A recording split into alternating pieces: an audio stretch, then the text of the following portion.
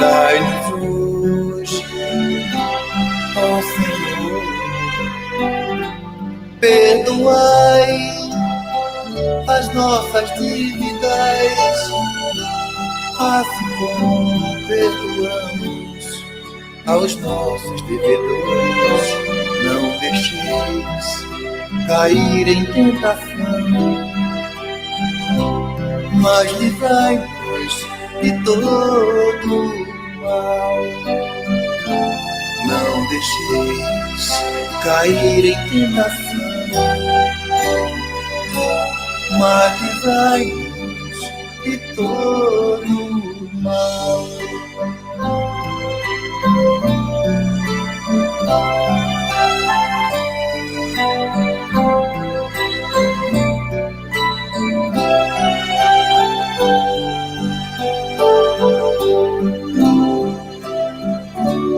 Pai nosso, que estás no céu, santificado seja o vosso nome. Venha a nós o vosso reino, seja feita a vossa vontade, assim na terra como no céu, assim na terra como no céu. O pão nosso de cada dia dai-nos hoje, ó Senhor. Perdoai as nossas dívidas, assim como perdoamos aos nossos devedores. Não deixeis cair em tentação, mas livrai-nos de todo mal. Não deixeis cair em tentação, mas livrai-nos de todo mal.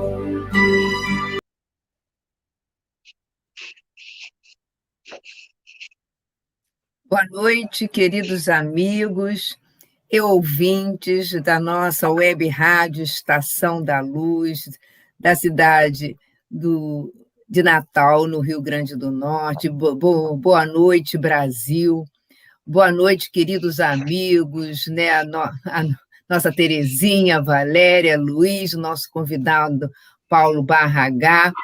E, desde já, agradecemos o momento, o espaço, ao nosso amigo Tavares, responsável pela Web Rádio Estação da Luz, bem como também a parceria agora que estamos tendo com o Hernani Borges, lá do canal Coromandel Espírita de Minas Gerais. Então, a todos vocês, uma boa noite. E, desde já, agradecemos a assistência da nossa Casa Espírita, Grupo de Estudos Espíritas Rita de Cássia, bem como de todas as outras casas que nos assistem, que são as nossas casas co-irmãs. Boa noite, Luiz. Boa noite, Nilceia, Valéria, Terezinha e Paulo. Boa noite, queridos ouvintes. Novamente estamos aqui nessa quinta-feira, um pouquinho de frio, mas vamos aquecer os corações junto com Joana Dark. Quero agradecer muito ao canal Web Rádio Estação da Luz, ao Tavares, e todo mundo que nos apoia, nos sustenta, a nossa Casa Espírita Rita de Cássia e as outras casas co-irmãs. Estamos ligados sempre, no coração, no pensamento. Boa noite para todos. Boa noite, Valéria. Boa noite, Luiz, Nilceia, Terezinha, Paulo. Boa noite, ouvintes, amigos do coração que estão sempre conosco, nos sustentando, as nossas casas agradecemos, toda a sustentação espiritual que permite que estejamos juntos e façamos esse estudo sobre neurologia. Que o nosso programa seja de paz, sejam todos bem-vindos e que a sustentação nos possibilite o aprendizado da melhor forma possível. Boa noite, Terezinha. Boa noite, Valéria. Boa noite, meninas. Boa noite, gente. Muito obrigada, viu, por vocês estarem mais uma vez conosco aqui. E obrigada à nossa web rádio Estação da Luz, sempre com tanto carinho, nos recebendo às quintas-feiras. A nossa casa Rita de Cássia, tão amada. E a todos os que, de alguma forma, nos ajudam a estar aqui nas quintas-feiras. Obrigada ao Senhor Jesus.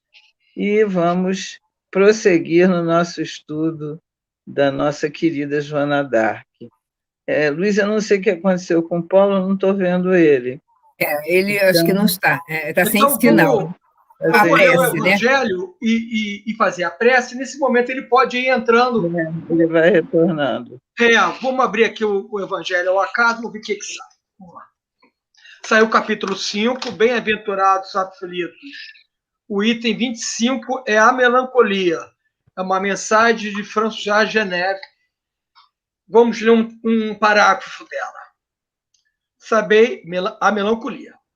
Sabeis porque, às vezes, uma vaga tristeza se apodera de vossos corações e vos faz achar a vida tão amarga?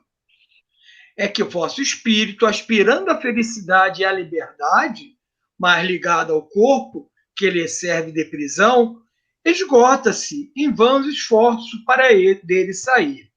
Porém, reconhecendo que são úteis esses esforços, cai no desânimo, são inúteis esses esforços, cai no desânimo e, como o corpo lhe sofre a influência, sois tomado pela lassidão, pelo abatimento, por uma espécie de apatia, por isso julgais infelizes. Vamos, assim, elevar nossos pensamentos com alegria, espantando esses pensamentos de tristeza, de melancolia. Vamos botar o Senhor Jesus em nossa tela mental. E numa harmonia, num pensamento único, vamos agradecer a oportunidade de estarmos todos reunidos para essa noite estudar mais um pouquinho de Joana d'Arc. Ela nos alegra o coração pelas suas virtudes. Vamos aproveitar esse momento para pedir, querido Mestre Jesus, nos ajude a manter o ânimo forte, a determinação e a coragem para nos vencer nossos desafios, principalmente desafios internos. Ajude-nos a entender as mensagens dos Espíritos, as mensagens que o Senhor Leon Denis nos traz, os exemplos de Joana d'Arc, os demais exemplos que a espiritualidade vem nos mostrando. Ajude-nos a ser forte e seguir seu caminho. Que possamos, assim, com esse pensamento de gratidão e de alegria, poder abrir os estudos de hoje com sua permissão e de Deus, nosso Pai. Graças a Deus. Graças a Deus. Graças a Deus. Boa noite, Paulo Barragá. Seja muito bem-vindo. Boa noite, Paulo. Boa noite, Paulo. Estou sem som. Sim. Agora, não. Exato. Estamos te ouvindo. Agora eu vou pedir ao nosso Tavares para começar a exibição. Isso, gente. Hoje nós daremos continuidade, apesar do friozinho que estamos sentindo aqui no Rio de Janeiro. No meu bairro está dando 18 graus, né? Então, vamos a esse mergulho no pensamento de Leon Denis para aquecermos os nossos pensamentos e os nossos corações com a apresentação do nosso amigo Paulo Barragá. Então, que todos, mais uma vez, sejam bem-vindos ao nosso mergulho no pensamento de Leon Denis. O próximo, Tavares.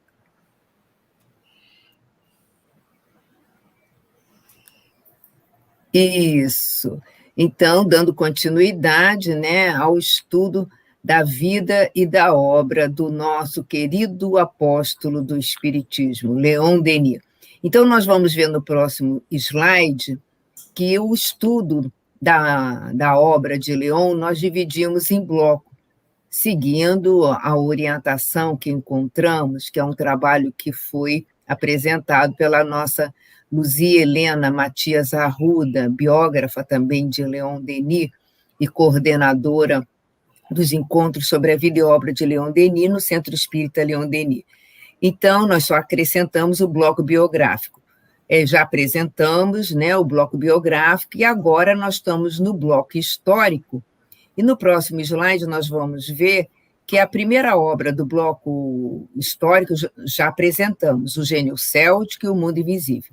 Hoje daremos continuidade com o nosso visitante Paulo Barragán ao estudo da obra Joana d'Arc Médium. O Paulo já fez o estudo da primeira parte, mas hoje, especialmente, ele apresentará o capítulo 4 da primeira parte da obra, que é a mediunidade de Joana d'Arc, o que eram suas vozes, fenômenos análogos, antigos e recentes.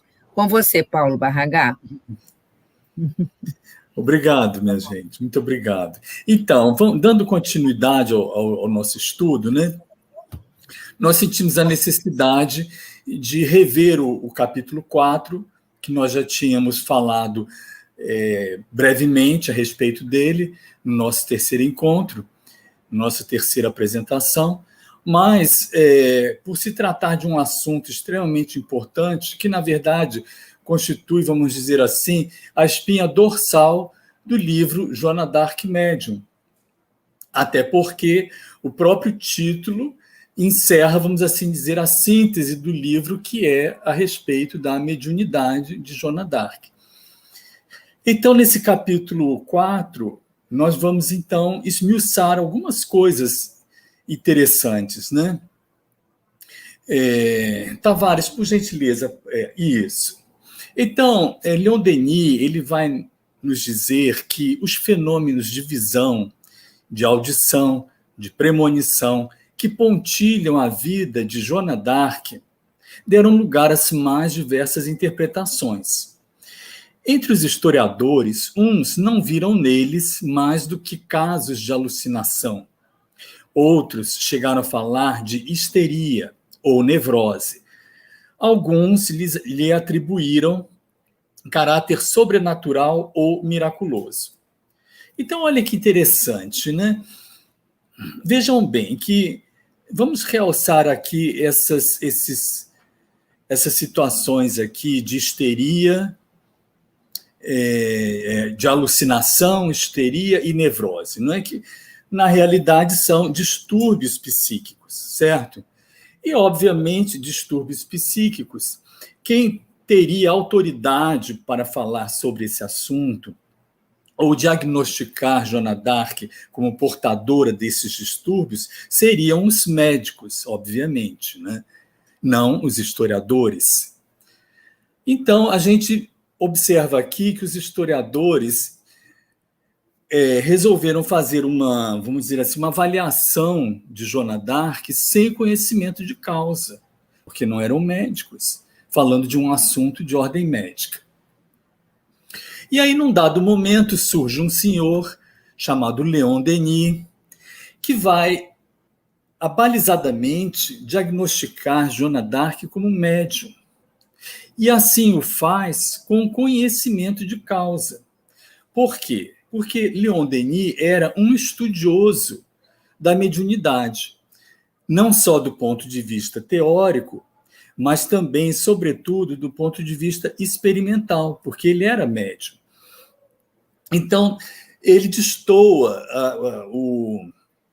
a avaliação que ele faz de Joana d'Arc é totalmente diferente, porque ele faz uma avaliação com conhecimento de causa e traz para o mundo a verdadeira realidade de Joana d'Arc, que ela era médium. E isso foi uma descoberta fantástica, como nós já vimos, esse livro causou um grande burburinho, vamos dizer assim, um estardalhaço, Leon Denis apresentando aquele vulto histórico como sendo médium.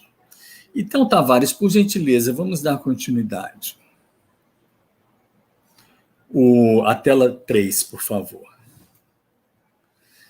E aí, Leon Denis vai nos dizer que o fim capital desta obra é a análise de tais fenômenos. Demonstrar que são reais, que obedecem a tais por muito tempo ignorado, Tavares, por gentileza, tira a setinha aí do texto, que eu não consigo. Sei. Que obedecem a leis por muito tempo ignoradas, mas cuja existência se revela cada dia de modo mais imponente e mais preciso. Então, olha que interessante. E por isso que nós resolvemos dedicar um encontro exclusivamente para falar sobre a mediunidade de Joana d'Arc, porque o próprio Leon Denis ele vai nos dizer com todas as letras que o fim capital desta obra é a análise de tais fenômenos. Que fenômenos? Os fenômenos mediúnicos. Mas ele vai nos falar de forma assim abrangente. Fenômenos mediúnicos, fenômenos não só de Joana d'Arc, mas de um modo geral da humanidade. Porque no capítulo 4, ele não vai abordar simplesmente a mediunidade de Joana d'Arc, ele vai nos falar também dos fenômenos mediúnicos que vinham pontilhando, que vinham acontecendo no mundo, né? E é uma realidade. Nós estamos numa época em que vamos dizer assim, os fenômenos mediúnicos eles vêm acontecendo cada vez com mais frequência, né? O que nos remete para aquela passagem bíblica que está em Atos, capítulo 2, versículo 17, que diz assim: nos últimos dias, diz o Senhor, derramarei do meu espírito sobre todos os povos, ou seja, derramarei do meu verbo, né? Sobre todos os povos. Os seus filhos e as suas filhas profetizarão. O que é profetizar? Na linguagem antiga, trazendo para a modernidade, profetizar como se diz, ter psicografar, não é? Ter uma comunicação mediúnica, psicografia ou psicofonia. E os jovens terão visões e os velhos sonhos. Olha que interessante, nos últimos dias, o que representam esses últimos dias? Os últimos dias de uma era, porque nós estamos vivendo o final de uma era mas o mundo não vai se acabar, né? Era o que os antigos entendiam. Os últimos dias achavam que o mundo iria se acabar. Não, o que vai se acabar é a era que nós estamos vivendo. A Terra na condição de um orbe de provas e expiações. E nós, então, vamos passar dessa faixa vibracional para uma faixa mais elevada, que é de regeneração. Estamos já na fase de transição. É o final dos tempos, o final dos dias. Então, observamos que a cada vez mais as pessoas vão tendo essa capacidade da mediunidade ostensiva, né? Então, Tavares, por gentileza, pode dar continuidade aí. 4. E aí Leon Denis vai nos dizer assim, que no tempo de Joana d'Arc, estas coisas, os fenômenos mediúnicos, não eram compreensíveis. As noções sobre o universo e sobre a verdadeira natureza do ser permaneciam ainda confusas e em muitos pontos incompletas ou errôneas. Obviamente, por quê? Porque a Idade Média foi a idade do obscurantismo, né? Durou 1000 anos aproximadamente, em que a humanidade estacionou, ficou conhecida inclusive como a Idade das Trevas, né? E nós trouxemos para vocês, para ilustrar bem essa Idade das Trevas, essa iluminura muito bonita, extraída do Romance de Alexandre, escrito na Idade Média pelo poeta francês Lambert Letort.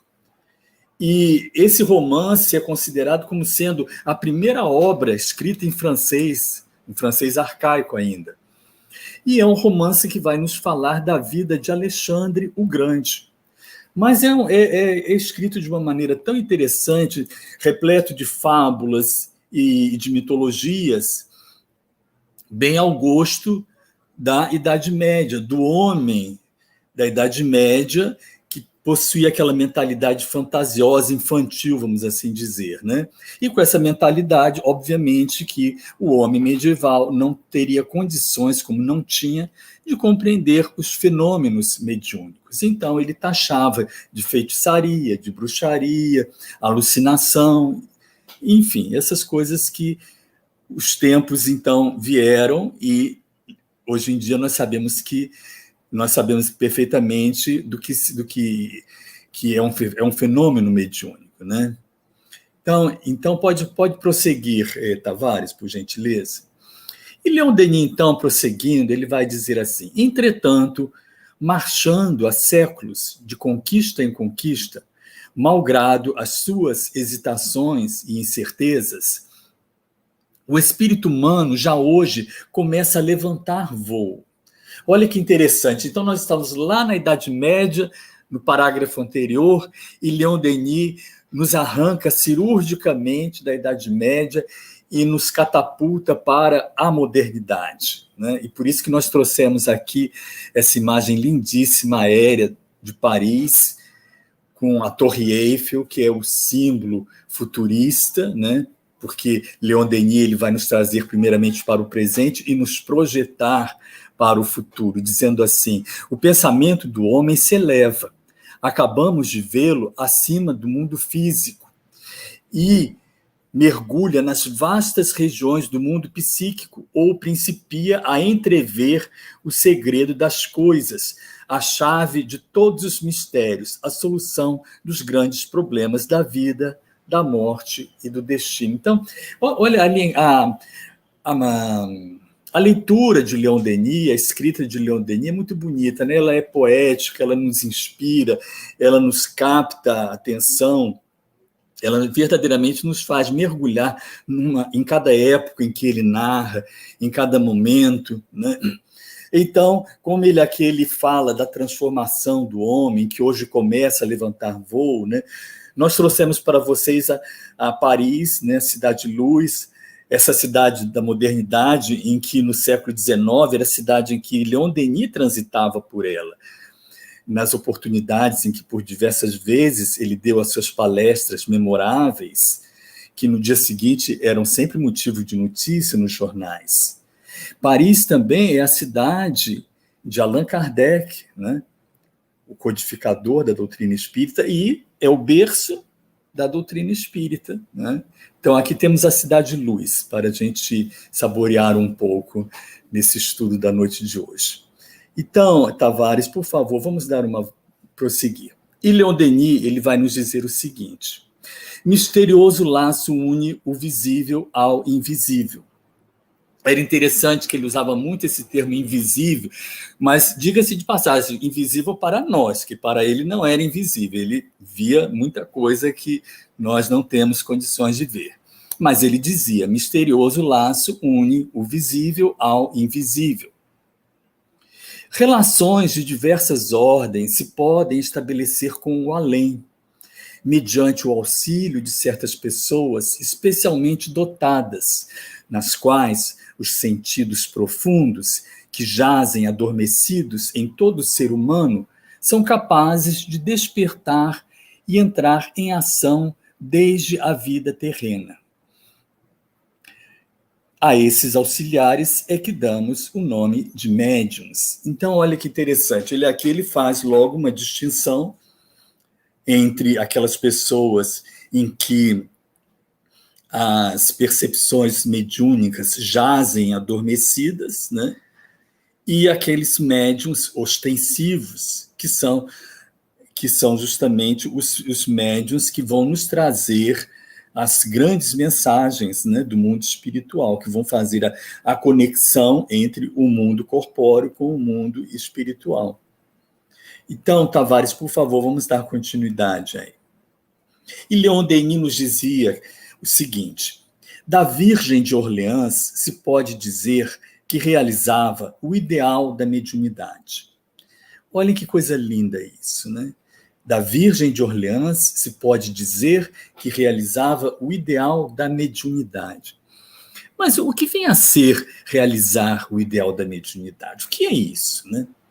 No meu entender, realizar o ideal da mediunidade é colocar a mediunidade a serviço de Deus, a serviço do bem, a serviço das grandes causas, como Joana d'Arc o fez.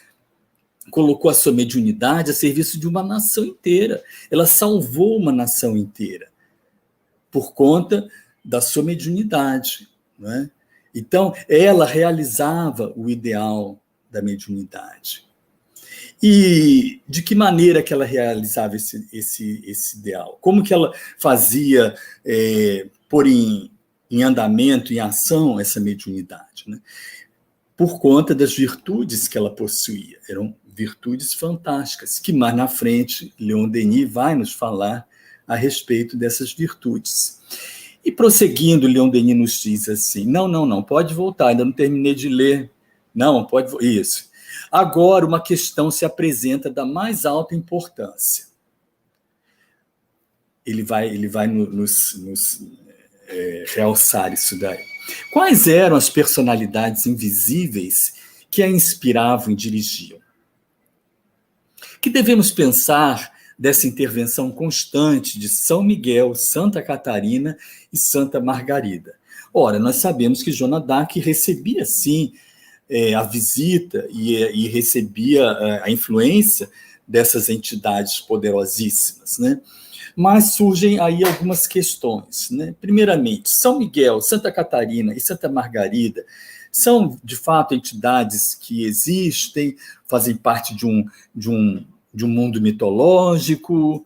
Essa é uma questão, né? E se existem, foram eles que, de fato, entraram em contato com ela, ou teriam sido entidades similares, da mesma falange de potestades, que com os mesmos poderes semelhantes, que influenciaram Joana d'Arc? Então, é essa questão, basicamente, que Leon Denis vai nos colocar.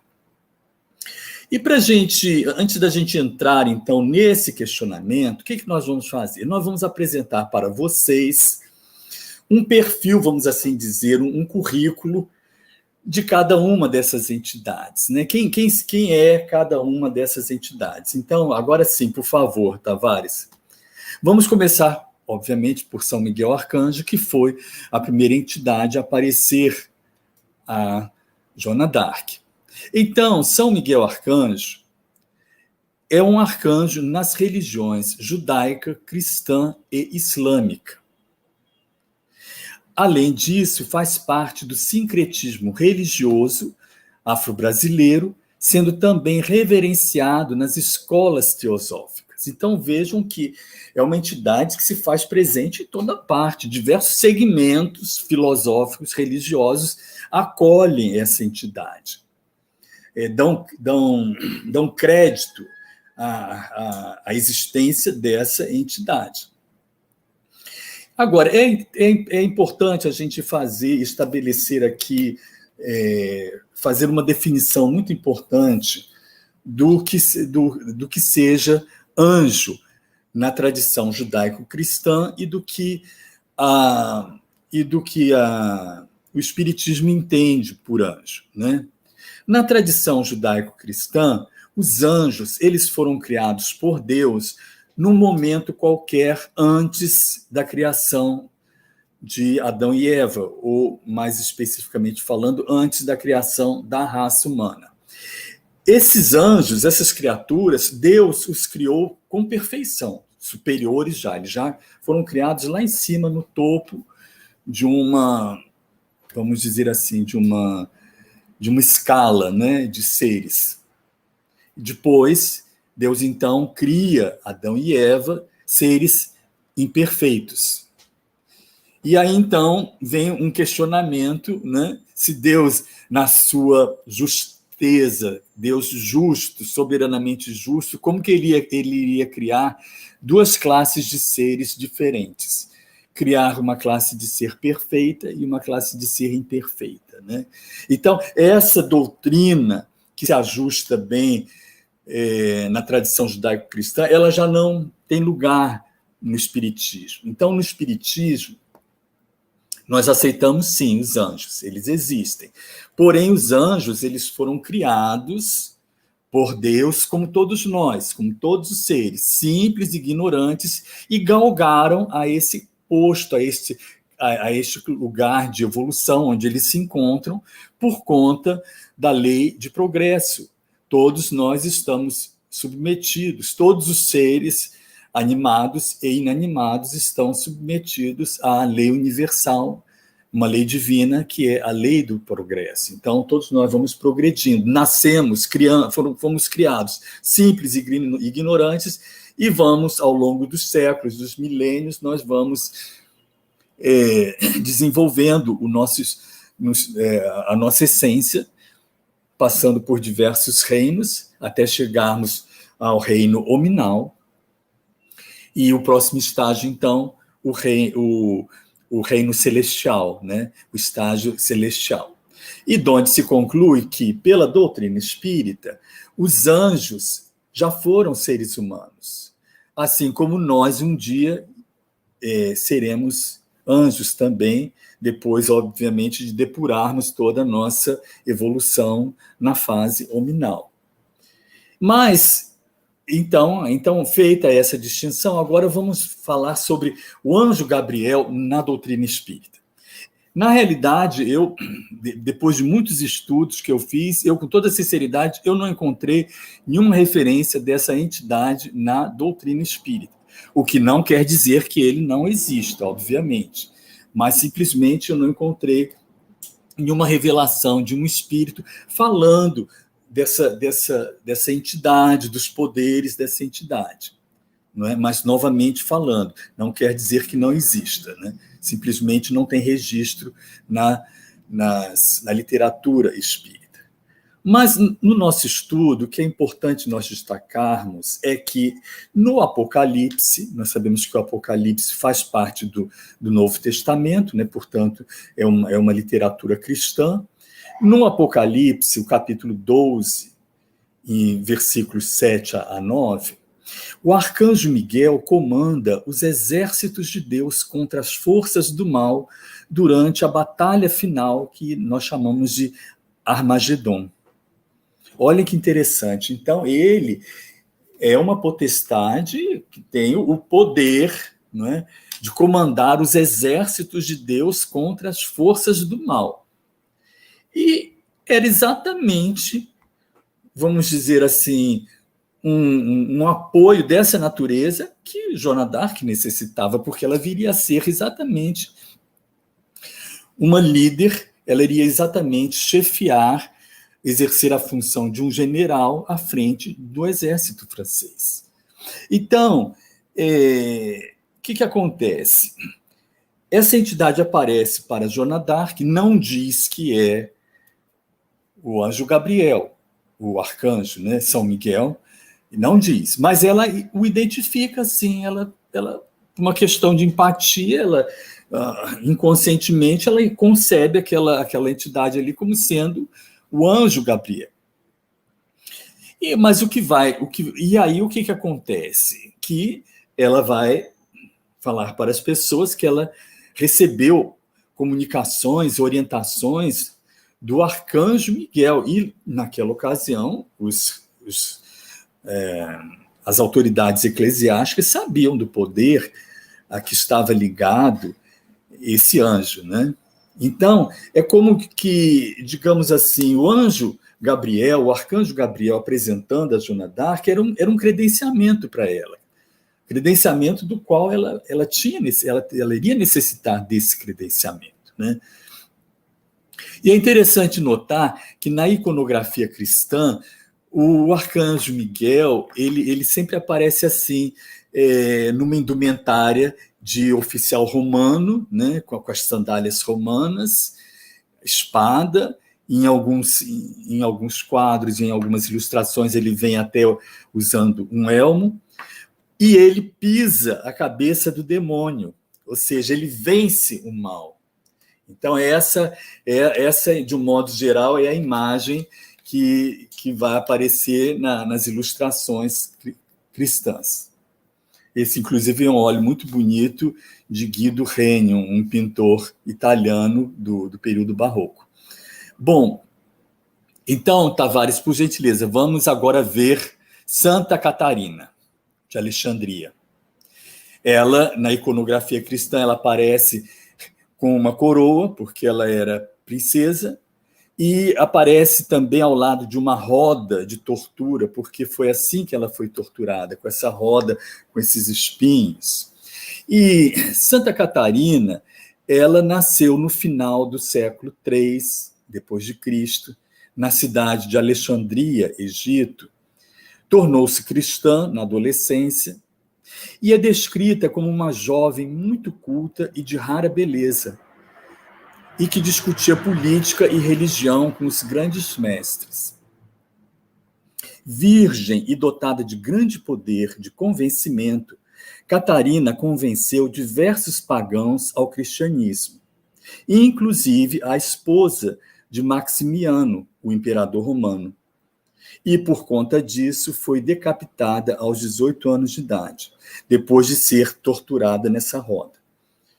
Então, vejam só, olha a afinidade, a semelhança de história de Santa Catarina com a história de Joana d'Arc. Olha que interessante, né? Porque ambas jovens, adolescentes, né? Uma morreu aos 18, a Joana d'Arc aos 19, ambas foram supliciadas, foram martirizadas. Por que razão?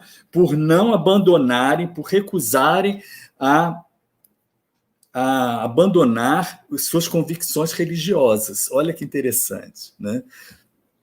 Santa Catarina não abandonou a doutrina cristã, assim também como Joana d'Arc se recusou a abdicar do depoimento da sua convicção de que era uma enviada de Deus na missão de salvar a França contra o domínio inglês. Então, olha que interessante, não é? Essa ligação entre as duas personalidades, né? Então, Tavares, por favor, vamos seguir. Agora nós vamos para Santa Margarida de Antioquia. A sua veracidade histórica não está comprovada, o que também não quer dizer que ela não existiu. Simplesmente não existem arquivos históricos. Nós vamos ter notícia de Santa Catarina pelos relatos religiosos. Porém, de acordo com a geografia católica, a geografia é a história dos santos, teria nascido no ano de 2075, depois de Cristo, em Antioquia de Pisídia. Órfã de mãe desde pequena e filha de um sacerdote pagão, foi educada por uma ama na crença cristã. Morreu aos 15 anos, brutalmente martirizada por se recusar a abnegar o cristianismo. Permanece no imaginário popular como modelo da Virgem consagrada. E a gente fala assim porque não se tem realmente nem comprovação da existência dela e muito menos de que ela fosse virgem, mas ela permanece no imaginário popular como modelo da Virgem consagrada. Então, também outra semelhança, outra afinidade com Joana d'Arc, não é mesmo? Então, Tavares, vamos dar continuidade. O próximo. E aí, Leon Denis ele vai nos dizer o seguinte: as próprias inteligências invisíveis que intervêm ostensivamente na obra humana se sentem obrigadas a entrar na mentalidade daquelas a quem se manifestam, de adotar as formas e os nomes de entes ilustres, conhecidos deles, a fim de impressioná-los, de lhes inspirar confiança, de melhor prepará-los para o papel a que estão destinados. Então, aqui ele já está dando aqui uma dica, né? Já está dizendo que não necessariamente as entidades que apareceram para ela são realmente aquelas nominadas. Também não está negando que elas existam, mas está dando, digamos assim, sugerindo que as inteligências invisíveis elas se valem justamente da identidade daqueles santos que fazem parte do imaginário dos mortais, né? Vamos assim dizer, daquelas pessoas com quem eles vão se comunicar. Então, Tavares, pode prosseguir.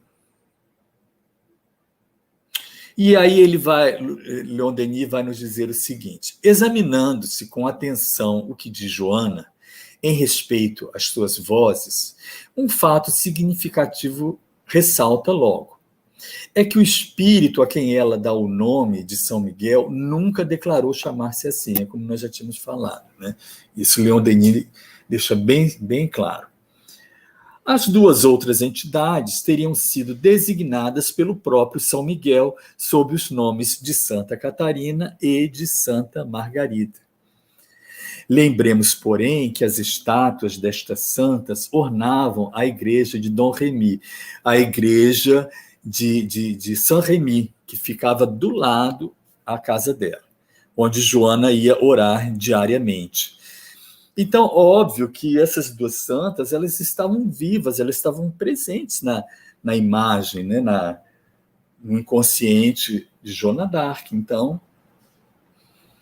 a entidade que ela batizou de Arcanjo São Miguel, essa entidade, então, apresentou as duas outras entidades que vieram posteriormente como sendo Santa Catarina e Santa Margarida, e dizendo que essas entidades iriam auxiliá-la na missão que estaria, a qual ela estaria encarregada, né? Então, pode seguir, Tavares, por favor.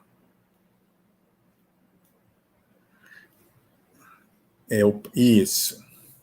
E Leon Denis, prosseguindo, ele vai nos dizer o seguinte: se é certo que os nomes atribuídos às potências invisíveis que influenciaram a vida de Joana d'Arc só têm importância relativa e são em si muito contestáveis, outro tanto não se dá, já vimos, com a realidade objetiva das mesmas potências e com a ação constante que exerceram sobre a heroína. É que então ele dá vamos dizer, um veredito final, né? Ele vai dizer que o nome das entidades era algo completamente, algo bem contestável, né? Mas que isso não importa. O que importa é que essas entidades exerceram a influência que precisava exercer sobre Joana d'Arc, dando-lhe força, coragem, estímulo, impulso para ela realizar a missão que a ela estava assinalada, né? E aí ele arremata: são realidades vivas, seres luminosos, destacados dos centros divinos, e que fizeram dela a libertadora de seu país. Ele é um poeta, né? É sempre um deleite a gente ler Leon Denis. Vamos então seguir, Tavares, por favor? E Leon Denis, ele nos diz assim: as entidades invisíveis, continuando a falar sobre elas, né? Temo-lo dito, intervém de quando em quando na vida dos povos, de modo esplendente, como nos tempos de Joana. Os grandes fatos da história, devidos à intervenção dessas entidades, são compatíveis às aberturas que se produzem de súbito, entre as nuvens, quando o tempo está sombrio, para nos mostrarem o céu profundo, luminoso, infinito, claros esses que, entretanto, logo se cerram, porque o homem ainda não se acha bastante maduro para apanhar e compreender os mistérios da vida superior. Então, olha só, são intermitentes essas intervenções do nível superior, do plano espiritual superior. Elas são fachos, assim, elas são de relances, flashes, mas elas não são assim muito constantes por nossa falha, porque nós não nos conectamos a essas forças. Por quê? Por causa dos nossos interesses materiais, do nosso materialismo. Nós vivemos, hoje em dia, a humanidade, no mundo da materialidade. Então, ao invés de vivermos como deveríamos a vida de espírito na carne, que Leon Denis tanto fala assim, né? Deveríamos viver assim. E como que é viver a vida de espírito na carne? É, em todos os momentos, dar mais valor às coisas do plano espiritual, né, em detrimento das coisas do plano material. porque as coisas do plano material elas são efêmeras, elas passam, elas não vão durar para sempre, né? A vida eterna, a vida plena, né? Nós sabemos, é a vida espiritual. Então, Tavares, por favor. E continuando, Leon Denis vai dizer assim: para os que sabem interrogar o invisível por meio da concentração e da prece, o pensamento divino desce, degrau a degrau, das maiores alturas do espaço até as profundezas da humanidade. Mas nem todos o discernem como Joana, exatamente por aquelas razões que nós falamos. E Leon Denis usa essa metáfora dos degraus, né, nos lembrando justamente da escada de Jacó, que é a comunicação do plano divino com o plano terreno, né? E Jacó teve aquela visão dos anjos indo e vindo, era a comunicação do plano divino com o plano terreno. E que o plano divino, a espiritualidade se dispõe a isso, mas nós é que muitas das vezes não estamos dispostos a essa comunicação. E a sua mediunidade, vê-se, a mediunidade de Joana d'Arc, revestia formas variadas. Estas faculdades, disseminadas, fragmentadas na maior parte dos indivíduos do nosso tempo, nela se achavam reunidas, grupadas, em possante unidade. Além disso, seu grande valor moral as reforçava. A heroína era a intérprete, o agente desse mundo invisível, sutil, etéreo, que se estende para além do nosso e cujas harmonias e vozes alguns seres humanos percebem. Então, aí está o porquê que ela realizava o ideal da mediunidade, porque ela tinha essas virtudes. Aquilo que em nós é fragmentado, é muito assim, incipiente, ela tinha tudo reunido em grande quantidade, as qualidades mediúnicas. E dentre elas, a principal, que é a elevação moral. Né? Porque o médium, muitas das vezes, ele tem um aparelho mediúnico muito bom, mas se ele não tiver um caráter moral elevado, ele não vai conseguir se conectar com as altas esferas celestes. Ele vai se conectar com o quê? Com os espíritos, né? Que não são evoluídos ainda. Né? Então, ela possuía tudo isso. E, por isso, então, ela realizava o ideal da mediunidade. Por gentileza, Tavares, vamos prosseguir. E até o final de sua vida trágica, Joana mostrará grande amor aos seus guias, inteira confiança na proteção que lhe dispensavam. Olha aí, outra virtude, o amor, o respeito, a dedicação. Mesmo quando pareceu que a abandonavam depois de lhe terem prometido a salvação, nenhuma queixa, nenhuma blasfêmia proferiu, porque a uma determinada altura as suas vozes lhe disseram que ela seria libertada, né, e seria conduzida ao paraíso. Não, parece que ela iria ser libertada. Ora, se ela iria ser libertada, né, ela não iria ser martirizada, vamos assim dizer. Né? Mas depois ela veio entender o sentido dessa libertação. Né? É a libertação da carne, a libertação, desapego da materialidade, justamente que alçou a esfera onde hoje ela se encontra, por conta dessa encarnação que fechou o seu ciclo de encarnações expiatórias na Terra, né? Como a gente vai encontrar isso em relatos, né? Em revelações, né? Do irmão X.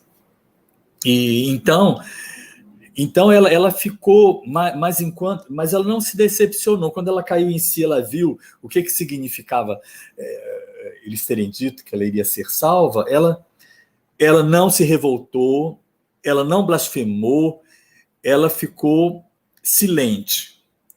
E, inclusive, na fogueira, a última palavra que ela proferiu foi Jesus. Um grito pungente, né, clamando por Jesus. E, em momento algum em momento algum ela fez, no seu momento extremo, nesse momento sequer, ela falou mal de Carlos VII, que a havia abandonado, né? Não falou. Ela foi de uma lisura, de uma elegância, né? Então, isso tudo era o reflexo das suas virtudes, da sua elevação moral. Então, ela remata dizendo: nunca praguejei, nem de santo, nem de santa. Então, Tavares, vamos seguir, por favor. Quando suas vozes emudecem, ela se recusa a responder sobre qualquer questão importante. Isso aqui é lindo. Olhem só. Por enquanto, nada obtereis de mim, é o que ela diz, quando as vozes dela se silenciam. Ainda não tenho a permissão de Deus. Creio que não vos digo tudo que sei, porém, muito mais temo cair em falta dizendo qualquer coisa que desagrade as minhas vozes do que receio vos responder. Então, o primeiro compromisso que ela tinha era com os guias dela, não com os juízes terrenos que estavam julgando, que a julgavam naquele momento, né? Então, olha só, a preocupação em momento nenhum fazer qualquer coisa que desagradasse os seus mentores, né?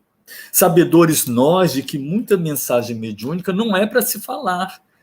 O médium, às vezes, ele tem que guardar segredo de certas coisas, e ele tem que entender isso, quando que ele pode revelar e quando que ele não pode, não é? Chico Xavier, muita coisa ele não falou, outras ele veio falar depois, muito depois, né? Então, ela é um exemplo da médium, porque ela vai nos mostrar todas essas nuances, ela vai realçar todo esse comportamento ilibado, esse comportamento exemplar. Admirável descrição que muitos homens bem andariam imitando quando as vozes da consciência do bem e do bom senso não lhes ordenam que falem. Então é a tal história, é a continência verbal que nós precisamos ter, né? E a gente tem a língua solta, a gente tem notícia de uma coisa, logo já sai revelando, passando adiante, sem saber as consequências do que isso pode trazer, muitas das vezes, né? Então, Tavares, por favor. E então, Leon Denis vai nos dizer que Joana d'Arc era, pois, uma intermediária de dois mundos, uma médium poderosa. Por isso foi martirizada, queimada, tal em regra a sorte dos enviados do alto. Expõe-se às perseguições dos homens, porque estes não querem ou não podem compreendê-los. Os exemplos que dão e as verdades que espalham são um óbice aos interesses terrenos, uma condenação das paixões e dos erros humanos. Então, o que acontece com Jesus, né? Com o nosso mestre Jesus, exatamente a mesma coisa. Foi crucificado porque falou a verdade, né? E o compromisso dele era com a verdade.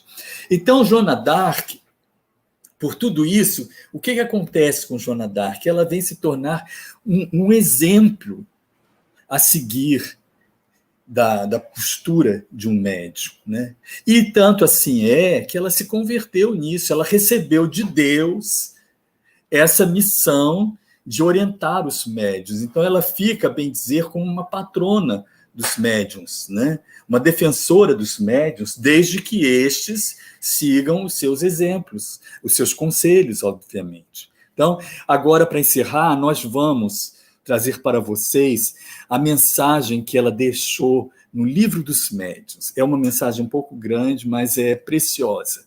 É uma mensagem que todo médium deve ter em livro e na mesa de cabeceira e seguir, né? Olha as coisas importantes que ela vai nos falar. Pode seguir, Tavares. Deus me encarregou de desempenhar uma missão junto dos crentes a quem ele favorece com o dom da mediunidade. Que, aliás, é um dom precioso e muitos médiuns não dão valor a isso. Uns não querem exercer a mediunidade, outros a exercem de forma errônea. Quanto mais graça e recebem do Altíssimo, mais perigos eles correm. E esses perigos são tanto maiores quando se originam dos próprios favores mesmos que Deus lhes concede. As faculdades de que gozam os médiuns lhes atraem os elogios dos homens, as felicitações, as adulações, eis para eles o escolho. Esquecem rapidamente da incapacidade primitiva que lhes devia estar sempre presente a lembrança. Porque nós somos muito limitados, tudo aquilo que nós fazemos de bom tem o concurso dos nossos amigos espirituais. Nada que a gente faça de bom é nosso. Nós somos os autores, não somos. E aí a gente se esquece disso, né? Aí vem o quê? A vaidade, vem o orgulho. Pode seguir, Tavares, por favor. Fazem mais. Não. Volta, por gentileza. Fazem mais. O que só devem a Deus, atribuem-no a seu próprio mérito. Olha só. Nós não somos nada. Mas olha a pretensão, a petulância. E existe. Né? O que acontece, então? Os espíritos bons os abandonam, obviamente. Eles se tornam joguete dos maus e ficam sem bússola para se guiarem. Ficam perdidíssimos. Quanto mais se tornam capazes, mais são impelidos a se atribuírem um mérito que não lhes pertence, até que Deus os puna, afinal, retirando-lhes uma faculdade que, desde então, somente lhes pode ser fatal. Porque a mediunidade é um poder, e como todo poder, é uma arma perigosa na mão de quem não sabe utilizar, né? Então, Deus, até por piedade, por compaixão, por caridade, retira aquele poder para o próprio bem do médium. Agora sim, Tavares, por favor, vamos à parte final da mensagem de Joana. Nunca me cansarei de recomendar que vos confieis ao vosso anjo da guarda, para que vos ajude a estar sempre vigilantes contra o vosso mais cruel inimigo, que é o orgulho. Lembrai-vos bem, vós que tendes a ventura de ser intérpretes entre os espíritos e os homens. Olha que coisa sublime, a pessoa não se dá conta do tesouro que recebe, que tem em mãos, e que deveria guardar esse tesouro com muita humildade, né? De que, sem o amparo do nosso Divino Mestre, sereis severamente punidos, porque fostes mais favorecidos. Aquela questão, né? A quem mais der, mais será cobrado. Espero que esta comunicação produza frutos e desejo que ela possa ajudar os médiuns a se manterem atentos contra o escolho que os faria naufragar. Esse escolho, eu já o disse, é o orgulho. Joana d'Arc, Livro dos Médiuns, capítulo 31, item 12. Então, meus amigos, assim nós encerramos o estudo de hoje com essa mensagem belíssima, que possamos ter ela sempre como a nossa bússola. E aqui nós temos essa estátua muito bonita que está na Catedral de Hans. Paulo, muito obrigada pela apresentação. Desde já quero te parabenizar pelo conhecimento que nos trouxe e pela grande oportunidade de melhor conhecermos esse grande espírito, Joana d'Arc, tão pouco estudado, né? E Leon Denis, ele abre esse leque apresentando-nos Joana como uma grande missionária que exerceu sua mediunidade em prol da humanidade, que o objetivo maior da mediunidade é, logicamente, a reforma do médium e também, bem como, servir ao seu próximo. Muito obrigada, Paulo, né, pela sua apresentação de hoje e, logicamente, a segunda parte, né, teremos a continuidade da obra semana que vem, quando você apresentará a segunda parte da obra Joana d'Arc Médium. Desde já, antes de perguntarmos ao Tavares se temos perguntas, queremos agradecer a participação dos nossos queridos ouvintes, a nossa amiga, a irmã Georgina, a Elvira, a Denise e a Iane Pinheiro, né?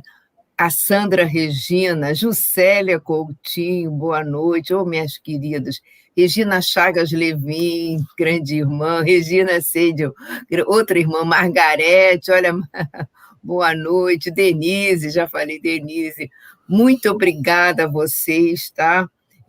Por estarem nos acompanhando, nos sustentando nesse trabalho, nesse mergulho, né, na vida e obra de Leon Denis. Temos perguntas, Tavares? Temos perguntas? Pensei que a nossa irmã Denise fosse fazer alguma, ela é professora de história, né? Mas não fez nenhuma pergunta, não é mesmo? E vocês têm pergunta, Terezinha, Valéria, Luiz, alguma colocação? Ainda temos um tempinho. Aproveitando, Elvira, obrigada, Elvira. Olha, Georgina, Elvira, todos estão te parabenizando, o Paulo, pela apresentação belíssima. Obrigado. Aproveitando a presença, né, como ouvinte, de uma professora de história, que é a Denise, e, Paulo, quando você apresentou aquela iluminura, né, que tem o título Dança dos Mascarados, eu achei bastante interessante, né, que você trouxe-nos, né, um histórico que eu desconhecia da época, né? Todos nós sabemos que, lógico, da Idade Média nós tínhamos, né, intelectualmente, moralmente, nós éramos bem mais incipientes e tendo as ideias, né, infantis. Então você veja que mesmo Joana d'Arc, esse espírito evoluído, ela sofreu influência do meio. Ela né? Tanto foi que nós vamos ver que houve necessidade da espiritualidade de aproveitar figuras, né, conhecidas, figuras que participavam do imaginário, da fé dela, né? Então nós vamos ver que, por exemplo, ela devia ter alguma simpatia, né, por São Miguel Arcanjo, né, lógico, né, ela deveria ter. E o que aconteceu na igreja, né, de Dom-Remy, que era ao lado da casa dela, né, ela orava sempre para Santa Catarina, Santa Margarida. O que a espiritualidade fez? Aproveitou, logicamente, né, essas imagens, essas santas que ela já tinha intimidade, e o arcanjo São Miguel aproveitou e apresentou os dois outros espíritos com roupagem feminina, né, nomeando-as como, né, apresentando-as como Santa Catarina e Santa Margarida. E nós vamos ver lá no livro dos médiuns, lá no capítulo 24, Identidade dos Espíritos, que os espíritos superiores, eles aproveitam justamente, né, de imagens, de nomes que nós veneramos, eles assumem para que melhor eles possam realizar o trabalho, porque nós precisamos de nomes, né? Então, ainda somos apegados, né, a figuras, a imagens, a nomes, né? Então, se o espírito não se apresentar como doutor Bezerra, nós nos sentiremos humilhados. Por que o doutor Bezerra não atendeu meu pedido, né, não apresentou? Eu achei interessante que ela também sofreu a influência do meio e houve essa necessidade, né, de nomes, para que ela pudesse realmente, vamos dizer assim, se apegar. O que você acha, Paulo? Eu acho interessante. Você falou de Dr. Bezerra, ele, com toda a humildade dele, né, ele ficou muito contente de ter sido recebido no plano espiritual por Celina, né? Uma emissária de Maria, quer dizer, Maria não foi, mas por que Maria não foi, não interessa, porque, mas ela mandou uma emissária, não é isso? Né? E é assim que acontece, que costuma acontecer quando a gente reza para a Virgem Maria, nós somos atendidos, mas é lógico que uma intendente, porque esses espíritos elevadíssimos, eles têm 1001 atividades a fazer, né? Eu não sei nem se eu estou falando certo, porque a gente está assim, se miscuindo, se entrando na vida deles, nós não temos capacidade para avaliar isso daí, mas alguma coisa acontece que não há necessidade deles virem nos atender em pessoa. O importante é que alguém da mesma falange, uma entidade da mesma falange crística, nos atenda, não é isso, né? Isso mesmo, né? E é interessante que até... Tavares, Niguinha. Tudo Opa, bom? Eu posso fazer uma pergunta para o Paulo, que quando você iniciou, você falou que alguns biógrafos não consideravam a Joana médium, e o Leon Denis chegou. Isso foi logo após a morte dela, ou são biógrafos mais modernos? Não, são biógrafos. Eu acredito que são os biógrafos, basicamente, do século XIX, que foi quando ela surgiu, quando ela se tornou aparente, vamos assim dizer, porque ela estava esquecida, né? Então, o século XIX, então o próprio Leon Denis, ele vai nos falar de todos esses, que eu gravo bem o Gilles Michelet, mas tem outros historiadores, e são todos eles basicamente do século XIX, quer dizer, não era uma coisa assim tão... eles não estavam tão atrasados assim, né? Se eles fossem da era medieval, muito bem que eles entendessem assim, né? Mas eles já estavam vivendo a era das luzes, né? O século das luzes, que foi 18, século XIX, o século da ciência, né? Não tinha mais razão deles. Foi um fiasco, né? Porque a pessoa, quando resolve falar sem conhecimento de causa, é um fiasco, né? É algo que a gente tem sempre que falar com... Eu prefiro, assim, não falar ou dizer assim, olha, eu não sei. Agora, para falar com conhecimento de causa, tem que estudar, tem que ser um estudioso, né? Para poder falar, né? E mesmo, né, os paranormais, né, os ditos médiuns, que essa terminologia foi criada pelo próprio Kardec, né? Médium, né? Mediunidade, né? Então, eles não tinham nem esse vocábulo, nem essa ideia. Não tinha. Exatamente. E o conhecimento que eles tinham, que era produto de feitiçaria, de bruxaria, que era condenado pela igreja, né? Então não tinha como eles avaliarem, apresentarem, né, a Joana d'Arc de outra maneira, a não ser como histérica, né? Que inclusive o próprio Leon Denis coloca para todos nós, né? Não tinha como, gente, era fruto da época, né? Era fruto da época, falta de conhecimento mesmo, né? Então, nós vamos ver que era fruto de nevroses, né, de histeria, né? Então, não tinha como. Os historiadores da época não tinham como. Depois veio Leon Denis, espírita, né? Lógico, além do vínculo que ele tinha com o próprio espírito, estudioso, não apenas da parte teórica, como da parte experimental, né? Então, ele pôde melhor avaliar e apresentar Joana d'Arc, né?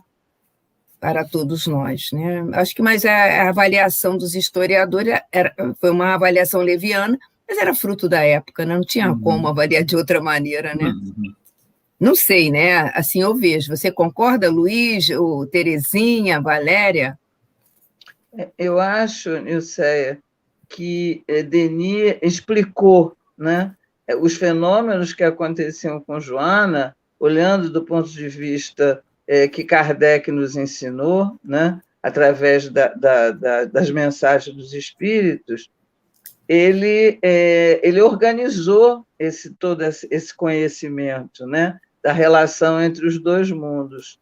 E então Denis pôde explicar como é que as coisas tinham acontecido com Joana, né? E os outros historiadores, não sei exatamente a que material eles fizeram. Né? Exato, essa análise, né? Inclusive, eles colocavam alucinação e outras coisas parecidas. Eu quero agradecer também a presença da Sandra, né, do Pará. Muito obrigada. Sempre nos acompanham, estão nos acompanhando já desde o início, né? Então, vamos encerrando, né, aguardando o retorno do Paulo Barragán. Vamos para a prece e depois para as nossas considerações finais, né? Então, vamos para a nossa prece de encerramento com a Valéria.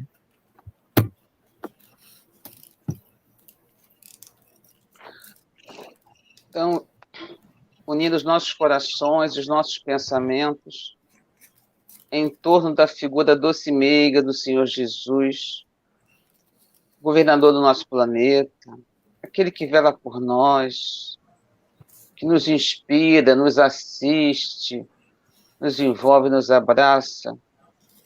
Só temos a agradecer, Senhor. Agradecer pelo estudo da noite de hoje, agradecer pelo Paulo, que tão generosamente compartilhou conosco o fruto de seus estudos, fazendo-nos rememorar essa pessoa, personagem, esse espírito valoroso, em todas as suas potências, em todas as suas decisões, em todo o seu comprometimento com o plano espiritual. Agradecemos, Senhor, por, através de Leon Denis, conhecermos tanto da tua doutrina, do teu evangelho de amor e de misericórdia. Sabemos que estamos sempre assistidos pelos bons espíritos. Nos mostra que esse Pai de amor e de misericórdia nos garante que a nossa encarnação será um momento para o nosso progresso espiritual e para o nosso rever aquilo que já podemos rever em nós e por nós. Senhor, agradecemos a tudo que nos envolve, aos amigos, família, ao estudo.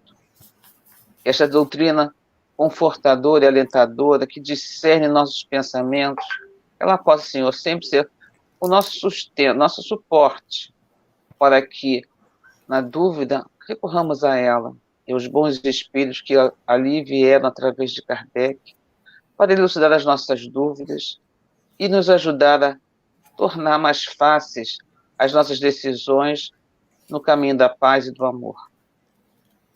Agradecemos a rádio, as casas espíritas que nos sustentam, a nossos anjos guardiães, os nossos protetores que estão sempre conosco. E assim, Senhor, nos despedindo da noite de hoje, te pedimos também que envolva cada um dos corações que aqui conosco estão, para que se sintam também prodigalizados na tua luz misericordiosa, aquecendo corações, a mente, os nossos espíritos. E assim, juntos num só pensamento, possamos sempre ter você em nossos corações, Jesus. Como aquele amigo que segue à nossa frente, mostrando o caminho a seguir. Ser conosco, Senhor, hoje e sempre. Graças a Deus. Graças a Deus. E sendo assim, queremos convidar desde já os nossos queridos amigos que nos acompanham sempre, para que na semana que vem estejam novamente, para que possamos estudar a segunda parte, as missões de Joana d'Arc, dando um mergulho no pensamento agora de Joana d'Arc, através de Leon Denis. Então, queridos amigos, até para a próxima semana, que tenhamos uma semana de paz, luz e amor. E muito obrigado. Luiz. Uma boa noite a todos, muito obrigado. Fiquem com Deus. Terezinha. Boa noite, gente. Muito obrigada por vocês terem estado conosco hoje e, na verdade, todas as quintas-feiras. Muito obrigada. Uma boa semana para todos. Valéria. Boa noite a todos, bom descanso e que o final de semana seja um final de semana com muitas bênçãos e alegrias para todos vocês. Agora o nosso convidado, Paulo Barragán. Paulo, com vocês o Paulo. Então, olha, boa noite, mais uma vez, muito obrigado pela oportunidade que vocês estão me dando, do trabalho, né, de me fazerem estudar sobre Joana d'Arc, né, porque para vir aqui falar alguma coisa sobre ela, a gente tem que estar bem afiado, né, agradeço muito a confiança que vocês têm depositado no nosso trabalho, né, que na verdade é da espiritualidade, né, nós somos apenas um instrumento, né? Fico muito feliz de estar aqui no meio de todos vocês, agradecer ao Tavares, agradecer a audiência toda, enfim, e pedir a Deus que possamos estar aqui na próxima semana. E também queremos agradecer aos ouvintes do canal Coromandel Espírita, lá de Minas Gerais. Então, a todos, o nosso muito obrigada e até a próxima semana. Obrigada, amigos. Muito obrigada também pelas mensagens. Um beijo em cada coração. Beijo, gente. Obrigada, Paulo. Obrigada. Tchau, pessoal.